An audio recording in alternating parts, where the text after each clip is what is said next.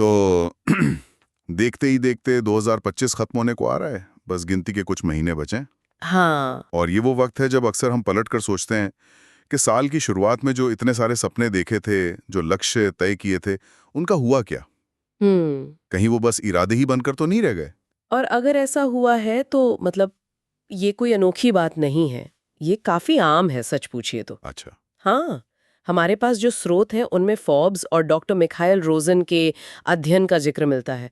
और वो बताते हैं कि लगभग 94% लोग, सोचिए 94%, अपने नए साल के संकल्पों को कुछ महीने भी नहीं निभा पाते। अरे बाप रे, 94%। हाँ, तो ज्यादातर लोगों के लिए साल के इस पड़ाव पर अधूरे लक्ष्य होना एक सच्चाई है, कह सकते हैं। ये आंकड़ा तो चौंकाने वाला है। मतलब अगर किसी के लक्ष्य पटरी से उतर गए हैं तो वो बिल्कुल अकेले नहीं हैं। पर इसमें एक अच्छी खबर भी छिपी है शायद। बिल्कुल। अच्छी खबर यही है कि कहानी अभी खत्म नहीं हुई है। साल के ये जो बचे हुए महीने हैं ना, ये एक बेहतरीन मौका है। 2025 को अभी भी एक सफल, एक यादगार साल बनाया जा सकता है। मतलब एक मजबूत वापसी की पूरी गुंजाइश है। वापसी, हाँ। बस जरूरत है एक सही नजरिए की और हाँ, एक कारगर तरीके की। और आज हम इसी पर गहराई से बात करने वाले हैं। हमारे पास जो स्रोत सामग्री है उसमें से हमने कुछ खास नुक्ते निकाले हैं। हाँ। हम समझेंगे कि ये पीक एंड रूल कैसे काम करता है और क्यों ये साल के इस मोड़ पर इतना अहम है। बिल्कुल। और हम उन 3 सच्चाइयों को भी खंगालेंगे जिन्हें अपनाने से शायद नजरिया बदल सकता है। और फिर सबसे जरूरी, वो फिनिश फ्रेमवर्क, हाँ, फिनिश। उसे कदम दर कदम समझेंगे। ये खासतौर पर इसलिए चुना है क्योंकि ये बचे हुए समय में ठोस नतीजे लाने पर फोकस करता है। तो चलिए शुरू करते हैं ये विश्लेषण। हाँ, जरूर। शुरुआत करते हैं स्पीक एंड रूल से। ये सुनने में जितना दिलचस्प लगता है ना, उतना ही शक्तिशाली भी है। हाँ, मैंने भी पढ़ा इसके बारे में। ये पीक एंड रूल असल में है क्या और ये हमारे साल के बचे हुए समय को कैसे प्रभावित कर सकता है? देखिए, हमारे दिमाग की ना एक खासियत है, न्यूरोसाइंस ने ये बताया है। अच्छा। हम किसी भी बीते हुए अनुभव को, चाहे वो कोई छुट्टी हो, कोई प्रोजेक्ट हो या पूरा साल ही क्यों न हो, उसकी पूरी अवधि के औसत से याद नहीं रखते। नहीं रखते तो फिर कैसे? हमारा दिमाग ना वो मुख्य रूप से दो चीजों को पकड़ता है। एक, उस अनुभव का सबसे तीव्र, सबसे यादगार पल, मतलब जो पीक होता है। पीक, हाँ। और दूसरा, उसका अंत कैसा रहा, यानी एंड। अच्छा, पीक और एंड। हाँ, अगर ये दोनों, पीक और एंड, पॉजिटिव थे, अच्छे थे, तो हमें पूरा अनुभव ही अच्छा और यादगार लगता है, भले ही बीच में कितनी भी गड़बड़ियां हुई हों, मुश्किलें आई हों। अरे वाह, ये तो सोचने का बिल्कुल नया तरीका है। मतलब बीच की जो गड़बड़ियां हैं, जो शायद ज्यादातर समय रही हों, उनको हमारा दिमाग उतना वजन नहीं देता। हाँ, उतना नहीं। जैसे स्रोत में वो एवरेस्ट बेस कैंप वाली कहानी थी कि ढेरों मुश्किलें आईं, तबीयत खराब हुई, सामान गुम हुआ, लेकिन कुछ शानदार पीक मोमेंट्स थे और एंडिंग अच्छी थी, तो पूरी यात्रा यादगार बन गई। बिल्कुल वही बात है, एग्जैक्टली। और यही सिद्धांत इस साल 2025 पर भी लागू होता है। हमारे साल पर? हाँ, हो सकता है साल के शुरुआती 8-9 महीने उम्मीद के मुताबिक न रहे हों, शायद कई लक्ष्य आधे अधूरे छूट गए हों, समय बर्बाद हुआ हो। हो सकता है। लेकिन अगर इन बचे हुए महीनों में हम किसी एक महत्वपूर्ण लक्ष्य पर ध्यान लगाकर एक मजबूत पीक मोमेंट हासिल कर लें और साल का अंत, मतलब दिसंबर, उसे सकारात्मक और संतुष्टिदायक बना दें, तो हमारा दिमाग पूरे 2025 को एक सफल साल के तौर पर याद रखेगा। कमाल है। ये तो इस निराशावादी सोच को सीधी चुनौती है कि अरे अब तो साल खत्म होने वाला है, अब क्या फायदा, अगले साल ही देखेंगे। बिल्कुल, ये तो कहता है कि अंत भला तो सब भला, सचमुच में। हाँ। और इस मानसिकता को अपनाने के लिए ना, स्रोत में एक बहुत बढ़िया उदाहरण दिया गया था। क्या था वो? ऐसा समझिए, आपके बैंक खाते में साल की शुरुआत में 12 लाख रुपए थे। ठीक है। मान लीजिए किसी वजह से 10 लाख रुपए बर्बाद हो गए, अब बचे हैं सिर्फ 2 लाख। ओह, ओके। तो क्या आप ये सोचेंगे कि अरे 10 लाख तो गए, अब ये 2 लाख भी उड़ा ही देता हूँ? नहीं, बिल्कुल नहीं। कोई समझदार इंसान तो नहीं करेगा ऐसा। जाहिर है, वो सोचेगा कि इन बचे हुए 2 लाख का सबसे अच्छा, सबसे सोच समझकर इस्तेमाल कैसे किया जाए। हाँ, बिल्कुल। ठीक यही बात साल के बचे हुए समय पर लागू होती है। जो बीत गया सो बीत गया, अब जो वक्त हाथ में है उसका बेहतरीन उपयोग करना है। ये बात तो सही है। ये कुछ कुछ स्कूल या कॉलेज के दिनों की याद दिलाता है ना। कैसे? जब पूरे सेमेस्टर शायद उतनी पढ़ाई ना की हो, लेकिन परीक्षा से ठीक पहले आखिरी हफ्तों में जी जान लगाकर पढ़ते थे। हाँ हाँ बिल्कुल, और अक्सर अच्छे नतीजे भी ले आते थे। वही तो। बिल्कुल। फर्क सिर्फ इतना है कि तब परीक्षा का बाहरी दबाव था, एक डेडलाइन थी। अब जीवन में वो बाहरी दबाव या अकाउंटेबिलिटी, मतलब जवाबदेही, वो हमें खुद बनानी पड़ती है। हाँ, ये बात तो है। और यहीं पर मानसिकता का खेल शुरू होता है। इसी मानसिकता को सही दिशा देने के लिए हमारे स्रोतों से 3 मूलभूत सच्चाइयां निकल कर आती हैं, उन्हें स्वीकार करना बहुत जरूरी है। हाँ, ये 3 सच्चाइयां कौन सी हैं? इन पर ध्यान देना चाहिए। तो पहली सच्चाई है, जानने और करने में जमीन आसमान का फर्क है। Knowing versus doing. जानना बनाम करना। हाँ, आज के दौर में जानकारी की कोई कमी नहीं है। सच पूछे तो ओवरलोड है। हमें पता है क्या सही है क्या गलत। सेहतमंद खाना, कसरत करना, किताबें पढ़ना, ये सब अच्छी बातें हैं, ये हम सब जानते हैं। बिल्कुल जानते हैं। लेकिन सिर्फ जानना काफी नहीं है। स्रोतों में भी इस बात पर बहुत जोर दिया गया है कि असली बदलाव जानने से नहीं, करने से आता है, एक्शन लेने से। सही कहा। जब तक हम जानकारी को एक्शन में नहीं बदलते, तब तक जीवन में वो पीक मोमेंट कैसे आएगा जिसकी हम बात कर रहे थे। ये बिल्कुल सही है। ज्ञान शक्ति तभी बनता है जब उसका इस्तेमाल हो। अच्छा, दूसरी सच्चाई क्या है? दूसरी सच्चाई है गति और प्रगति के बीच के अंतर को समझना। Motion versus progress. Motion versus progress, ये क्या है? ये बहुत सूक्ष्म लेकिन महत्वपूर्ण फर्क है। कई बार हम बहुत व्यस्त महसूस करते हैं। हाँ, करते हैं। हम शायद मोटिवेशनल वीडियो देख रहे हों, प्रोडक्टिविटी एप्स डाउनलोड कर रहे हों, लक्ष्य कैसे हासिल करें इस पर लेख पढ़ रहे हों, या कोई नई आदत शुरू करने की प्लानिंग कर रहे हों। ये सब क्या है? ये मोशन है। मतलब हम कुछ कर तो रहे हैं, गति में हैं। हाँ, और ये मोशन हमें अच्छा महसूस कराता है, जैसे हम कुछ हासिल कर रहे हैं। बिल्कुल। हाँ, लेकिन मोशन और प्रोग्रेस एक ही चीज नहीं है। प्रगति का मतलब है असल में अपने लक्ष्य की ओर आगे बढ़ना, ठोस कदम उठाना। अच्छा। कई बार हम सिर्फ तैयारी करने, योजना बनाने या जानकारी इकट्ठा करने के मोशन में ही अटके रह जाते हैं और असल प्रगति नहीं कर पाते। स्रोतों में मिले विश्लेषण से ये साफ है कि हमें ये पहचानना होगा कि हम सिर्फ व्यस्त हैं या वाकई आगे बढ़ रहे हैं। ये जरूरी फर्क है। और तीसरी सच्चाई, वो जनवरी वाले मिथक के बारे में थी शायद। बिल्कुल। तीसरी सच्चाई है जनवरी का मिथक बनाम आदत की सच्चाई। जनवरी मिथ वर्सेस हैबिट ट्रूथ। हाँ, ये तो बहुत कॉमन है। हाँ। हम में से बहुत से लोग इस सोच में पड़ जाते हैं कि कोई नहीं, ये साल तो गया, अगले साल 1 जनवरी से नई शुरुआत करेंगे। हाँ, बिल्कुल, न्यू ईयर रेजोल्यूशन। जैसे कि कैलेंडर बदलने से कोई जादू हो जाएगा, है ना? हाँ। लेकिन सच्चाई ये है कि जिंदगी कैलेंडर बदलने से नहीं, आदतें बदलने से बदलती है। आदतें। और आदतें बदलने के लिए किसी खास तारीख का इंतजार करने की जरूरत नहीं है। आदतें आज से, इसी पल से बदली जा सकती हैं। आज से ही? हाँ, विज्ञान भी यही कहता है। स्रोत में एक अध्ययन का हवाला था कि लगभग 21 दिन लगते हैं किसी नई आदत की शुरुआती नींव डालने में। माने सिर्फ 21 दिन? हाँ, शुरू करने के लिए। और एक वक्ता ने अपना व्यक्तिगत अनुभव भी साझा किया था कि कैसे उन्होंने 21 दिन के चैलेंज से न सिर्फ अपना नजरिया बदला, बल्कि लगभग 9 किलो वजन भी कम किया। अरे वाह। तो जनवरी का इंतजार करना एक बहाना है, एक मिथक है। असली बदलाव आज से शुरू होता है। तो ये 3 सच्चाइयां कि सिर्फ जानना काफी नहीं, करना होगा, सिर्फ व्यस्त दिखना नहीं, प्रगति करनी होगी, और शुरुआत के लिए जनवरी का इंतजार नहीं, आज का दिन सही है, ये एक तरह से मानसिकता तैयार करती हैं। बिल्कुल। अब सवाल उठता है कि इस बदली हुई मानसिकता के साथ करना क्या है, मतलब एक्शन क्या लेना है। यहीं पर वो फिनिश फ्रेमवर्क आता है ना? एकदम सही। हमारे स्रोतों से निकला एक व्यावहारिक समाधान। हाँ, स्रोतों में लक्ष्य हासिल करने के कई तरीके सुझाए गए थे, लेकिन ये फिनिश फ्रेमवर्क खासतौर पर इसलिए महत्वपूर्ण लगा क्योंकि ये बचे हुए कम समय में भी लागू किया जा सकता है और ये छोटी व्यावहारिक आदतों पर जोर देता है। FINISH, ये 6 अक्षर हमें एक स्पष्ट रास्ता दिखाते हैं। तो चलिए इस फ्रेमवर्क को खोलते हैं एक एक करके। पहला अक्षर F, इसका क्या मतलब है? F का मतलब है फिक्स वन गोल, यानी सिर्फ एक लक्ष्य तय करें। सिर्फ एक?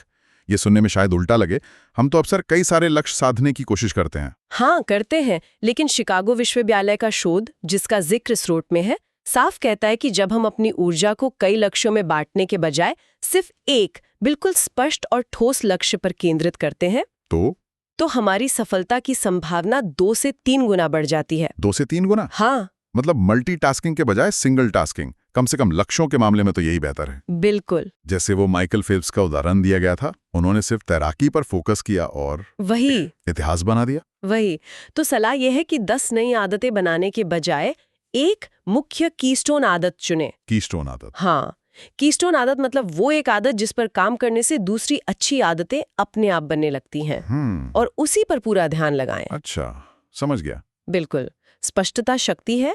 जब लक्ष्य एक और स्पष्ट हो तो अगला कदम आसान हो जाता है। और यहीं आता है फ्रेमवर्क का दूसरा अक्षर I। इनिशिएट माइक्रो एक्शंस, यानी बहुत छोटे कदमों से शुरुआत करें। अच्छा, ये टाइनी हैबिट्स वाला सिद्धांत है ना? हाँ बिल्कुल, कि लक्ष्य कितना भी बड़ा हो, शुरुआत एक नन्हे कदम से करें। हाँ, बीजे फॉक का काम इसी पर आधारित है और हमारे स्रोतों में भी इस पर जोर दिया गया है।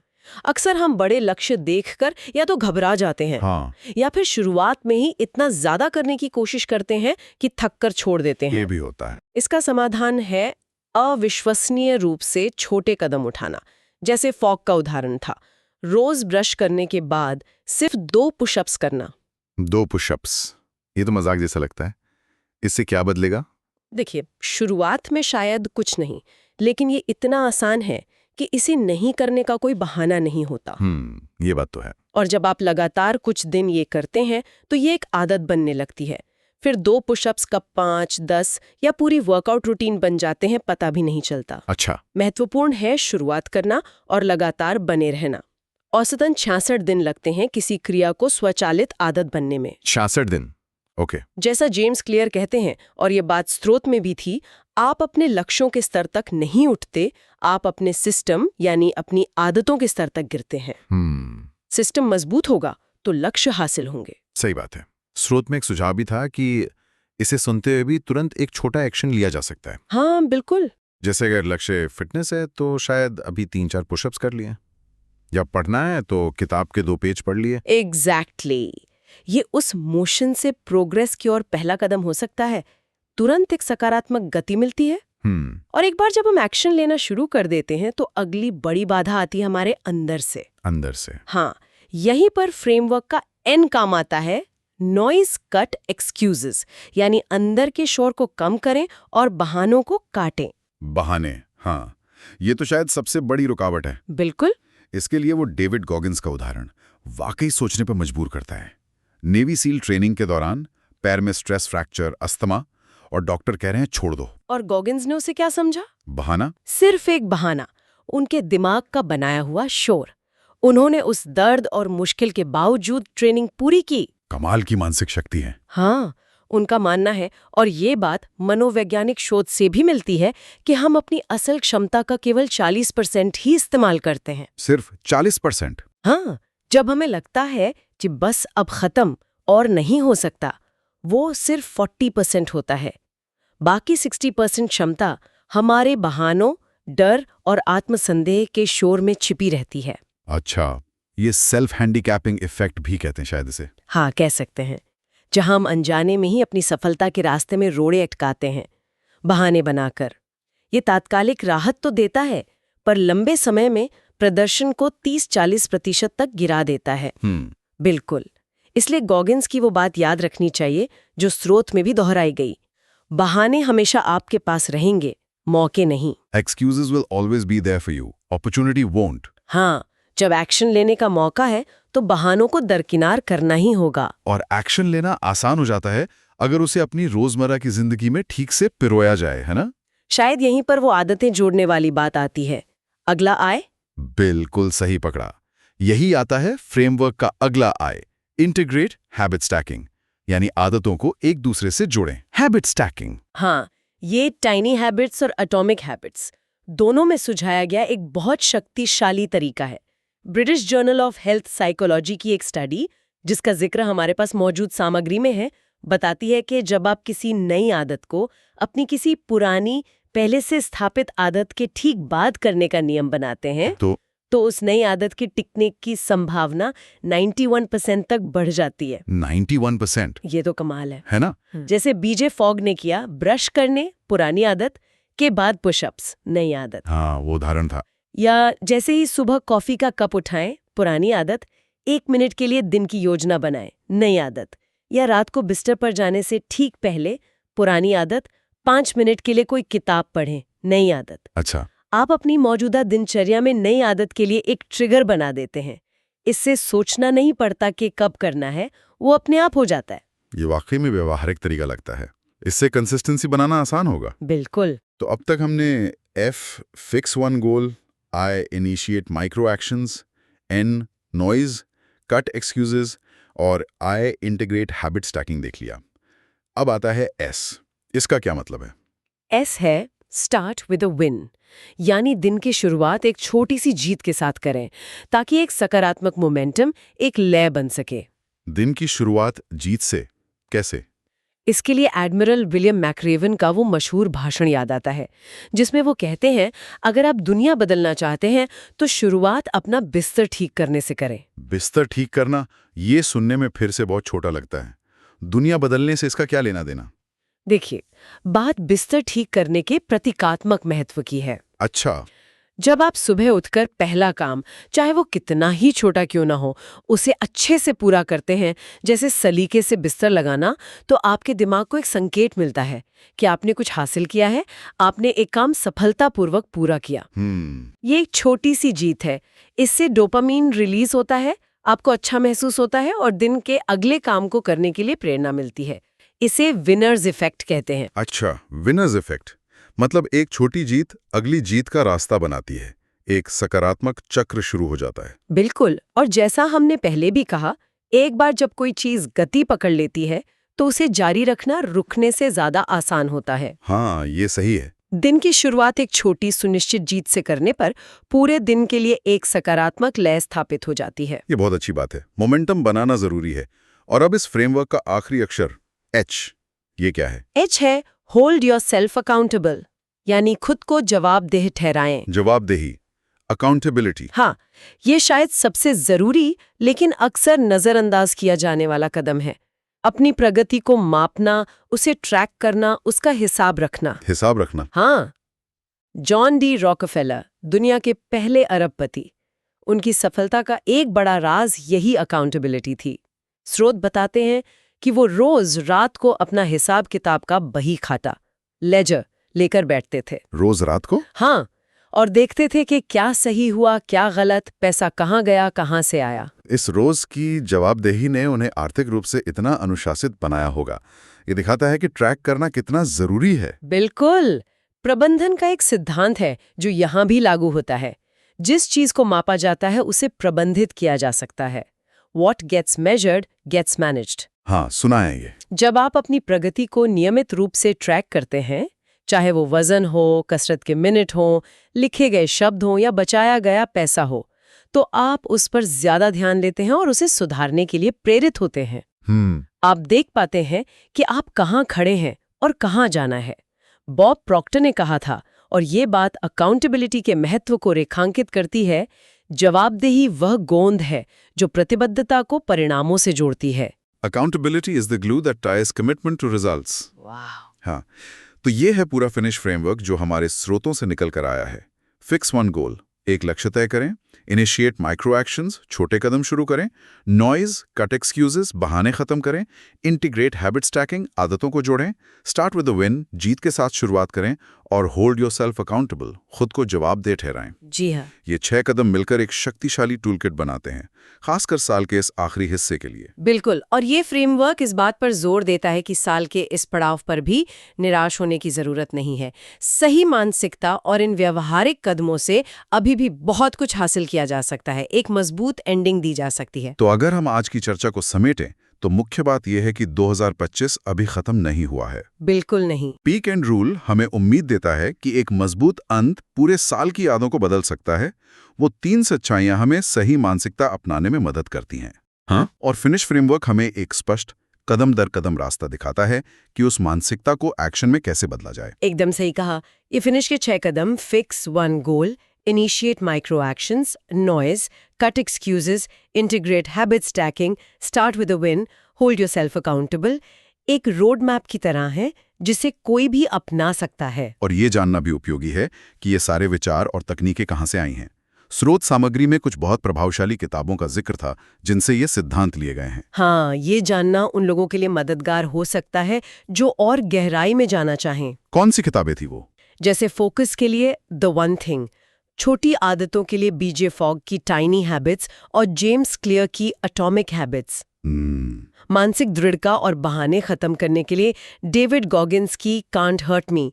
दिन के शुरुआत के महत्व के लिए एडमिरल मैक्रेवन की मेक योर बेड और लक्ष्यों को समयबद्ध तरीके से पूरा करने और अकाउंटेबिलिटी के लिए द 12 वीक ईयर। अच्छा, ये किताबें इन अवधारणाओं को और विस्तार से समझाती हैं। ये संदर्भ काफी उपयोगी है, शुक्रिया। और जाते जाते सबके लिए एक सवाल छोड़ना चाहूंगी। जी जरूर। हमने अकाउंटेबिलिटी यानी जवाबदेही की बात की, तो सवाल ये है, इस साल के बचे हुए समय में अपने चुने हुए उस एक लक्ष्य की दिशा में अपनी प्रगति को मापने और खुद को जवाबदेह ठहराने के लिए वो कौन सा एक सरल तरीका या मेट्रिक हो सकता है जिसे नियमित रूप से ट्रैक किया जा सके? बस एक। हाँ, बस एक चीज, वो क्या होगी? इस पर सोचने से शायद एक्शन प्लान और ठोस बन जाएगा। ये वाकई एक अहम सवाल है जिस पर मनन करना चाहिए। खैर, आज के लिए इतना ही। उम्मीद है कि इस चर्चा से सभी को अपने लक्ष्यों को एक नई ऊर्जा और एक व्यवहारिक नजरिए से देखने में मदद मिली होगी। उम्मीद तो यही है।